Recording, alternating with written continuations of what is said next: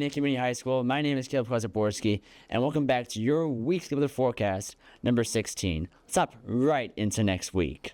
So for the week of December 9th, 2024, we're almost at winter break, and you're going to see it's a little bit not like winter, but just moderately so. So we start Monday, we have a high of low 50s and a low of mid 30s. Rather warm for it being December, and it's a welcome change considered what we had last week.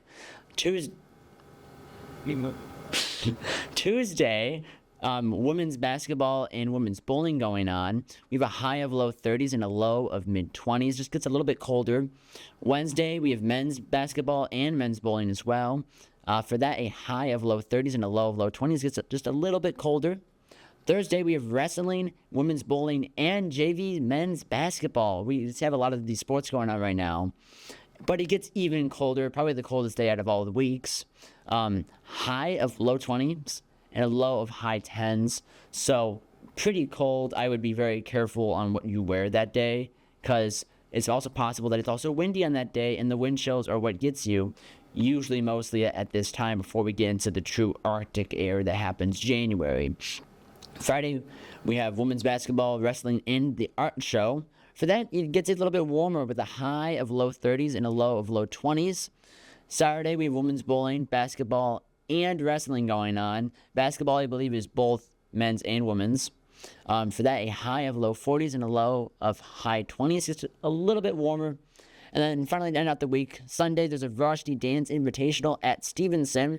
For that, a high of mid 40s and a low of mid 30s. Overall, very comfortable this week, much better than last week. And so for the hazards outlook, the purple is snow hazards, and the tan almost is wind hazards. So we both have slight hazards for that around Tuesday onto Thursday. So just keep an eye out for some slight snow accumulations and slight wind. Overall, nothing to worry about, but always something to keep an eye on. And then for the temperature outlook, pretty near normal. Nothing much going on, because we're gonna have these hot days but also these cold days, so it all kind of balances out in terms of probability, at least. And then for precipitation, once again, near normal. You're gonna get just a handful of these blustery and very dusty snow showers. Nothing significant in terms of accumulation. And then for this week's forecast, we cover once again what I did last year, the 3-year now anniversary of the December 10th, 2021 tornado outbreak. So let's hop right into that. So here is the overall outbreak. You're going to see in the points where Missouri, Illinois, a little bit of Indiana, Kentucky, Tennessee, and Arkansas are meet. That is a moderate risk. That's a 4 to 5 on the severe weather scale that the government issues. And you're going to see, although not the entire risk had significant tornadoes, you're going to see most of the significant tornadoes actually occurred a little bit to the south of this risk and also in the southern part of the risk. But you see this very significant purple line that kind of covers most of this graph. And you're going to be like, okay, something happened there. So we're going to get right into that right now. So this is what is officially coined by media as the Quad State Supercell. Originally, it was called the Quad State Tornado. Turned out to be false because it was actually 2 tornadoes, both EF4s, both very violent. But we start the small cell in the center of Arkansas, and it grows and organizes pretty quickly. Gets tornado warned around 7 p.m. and then drops tornado warning, and then it's a very dangerous tornado at that point. I forgot some of the towns around there, but basically, they issued the first of many tornado emergencies. That is the highest tornado warning that you can get. There's the warnings, there's the PDS, the particularly dangerous situation warnings, and then there's the tornado emergencies. So usually when those get issued, it takes a lot to get issued. It takes population and it takes radar scans. So velocity, if there's debris being lofted in the air and that's being picked up by radar. But as you're going to see, that was the first of the tornado emergencies, right where Arkansas and Missouri meets, and right around there is where it cycled. And what a cycle is when a tornado dies out, but another one, usually but not always stronger tornado, comes up as the second tornado. So it's not the same tornado, but it's the same storm system that produces it. But the second one was actually the longest lived one that went through most of western Kentucky. Obviously, what was the rage all back then after this was Mayfield, Kentucky. That's where it hit probably dead on. It was probably the most significant impacts. That was right here at 10 p.m. Obviously, I'm going to show you a more detailed radar of that later. But overall, this system tracked for multiple hours, put down multiple strong and violent tornadoes, but also had them very long-lived, which is very not normal for when it's, December 10th. These late-time tornado outbreaks, they're not all that common, but also you can never rule them out from happening. And obviously in 2021, it was La Nina, which has higher activity in terms of severe weather for the later seasons.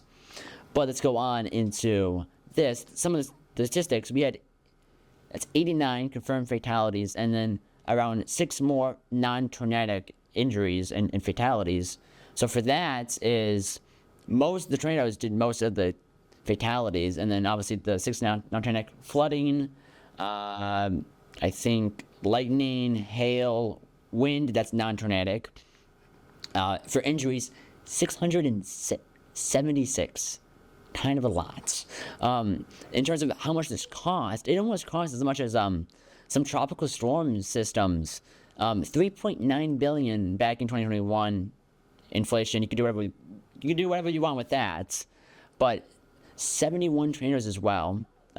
Usually on the higher end of the outbreaks in terms of producing number of tornadoes.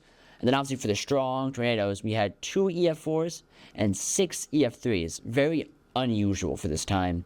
The highest confirmed tornadic wind speeds were 190 miles per hour. That was the Mayfield tornado. That was the second cycle.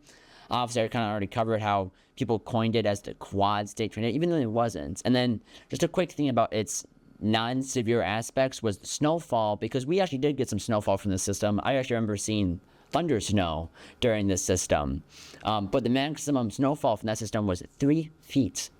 But going on, before I close up this weather forecast, here's a more in-detail radar description of the Mayfield tornado right before it hit Mayfield. We're going to start at the top left. That's reflectivity. So the red is like the heavy rain. But you're going to see in a circular kind of like ball right to the bottom left of where Mayfield is said on the radar. It's very unusual because that's not heavy rain. That's actually the debris that's getting picked up from this tornado. And you're going to see that in the same thing down here. Now, that is called the correlation coefficient. Short story short, basically, the blue means that is things that's being picked up on the radar that's not snow, it's not rain, it's not anything that would be meteorological in the sense. So it's birds that get picked up by that. But for this, because it's a tornado, that's debris.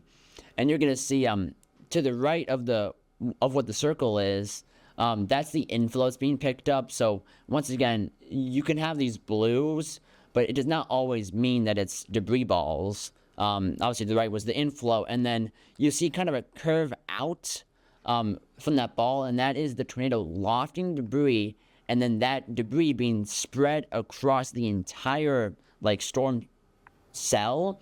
And what was happening is a photo from Mayfield, I think, was lofted all the way up and got to, I think, I forgot the Louisville, Kentucky. So pictures and debris was lofted and carried very far away from where the tornado actually impacted these areas. And then for the top right and bottom right, that's velocity. So you're going to see where the blues and the reds meet. Usually, not always, usually means that there's rotation. There's a whole thing about, depending on where the radar is and how it's scanning, it could mean a downburst. But for this, you can kind of tell that it's a tornado just because of the other stuff that's going on. But overall, in terms of what you would see on a weather textbook, this is about as textbook as it gets for any sort of person trying to understand meteorology and radar scans. But that does it for your weekly weather forecast number 16.